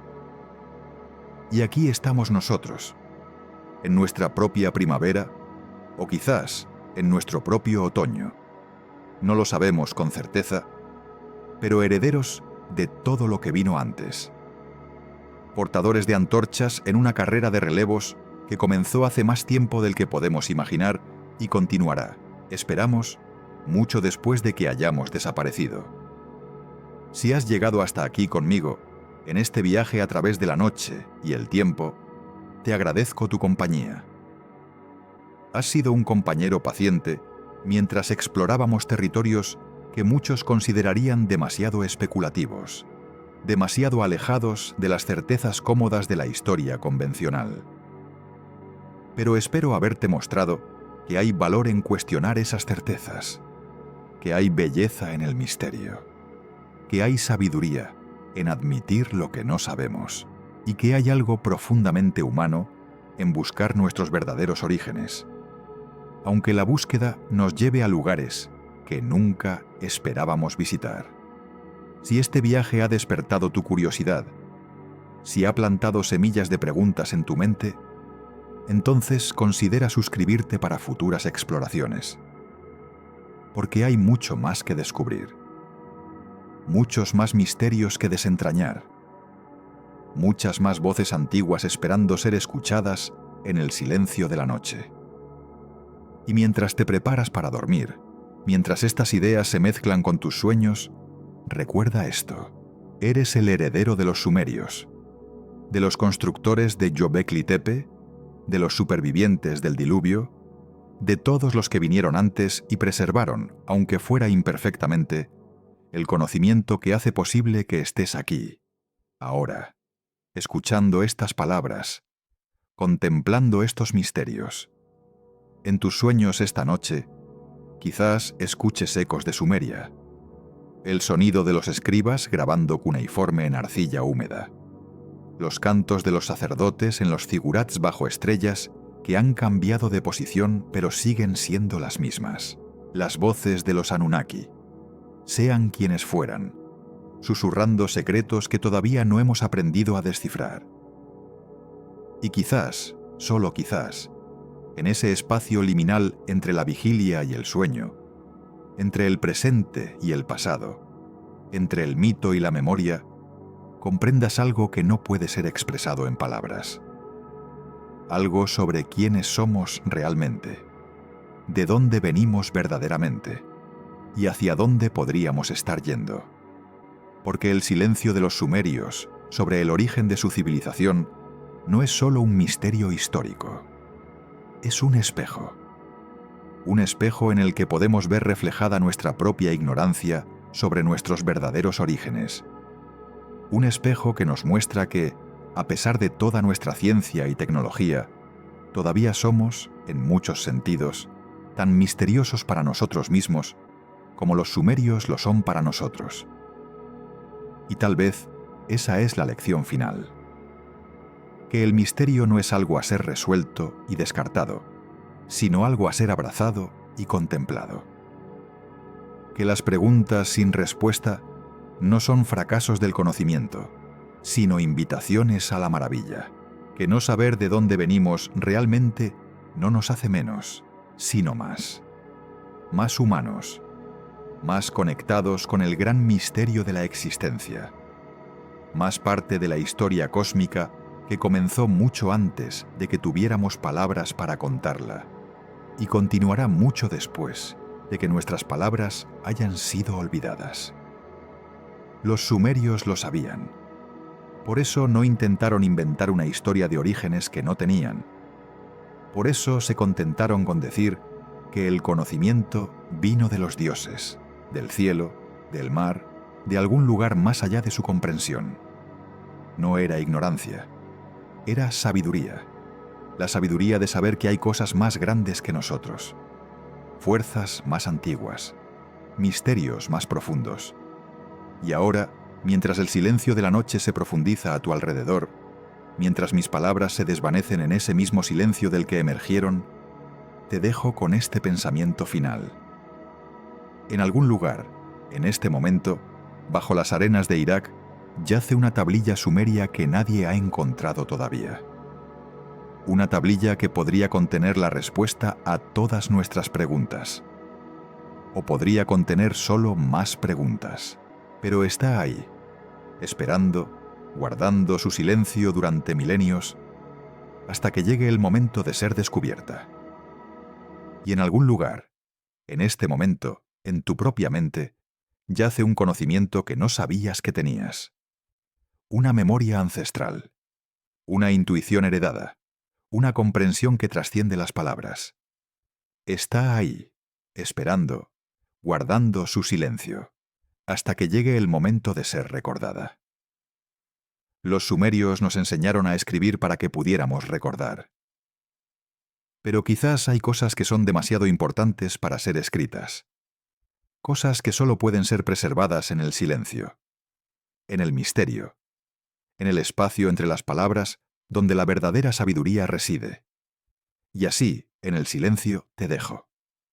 Con los sumerios, con sus misterios, con sus tablillas mudas que hablan más fuerte que 1000 historias inventadas, con su civilización que surgió de la nada y regresó a la nada, dejando solo ecos y sombras y preguntas que quizás nunca serán completamente respondidas. Pero qué hermosas son esas preguntas. Qué profundas. Qué eternamente humanas. Que tus sueños esta noche estén llenos de ciudades antiguas y estrellas que recuerdan. Que encuentres en el silencio las respuestas que las palabras no pueden proporcionar. Y que despiertes mañana con una nueva apreciación por el misterio que eres. El misterio que todos somos. Herederos de un pasado más extraño y maravilloso de lo que jamás imaginamos. Dulces sueños, viajero del tiempo. Hasta que nos encontremos de nuevo en el silencio entre las palabras, donde las verdaderas historias esperan ser contadas.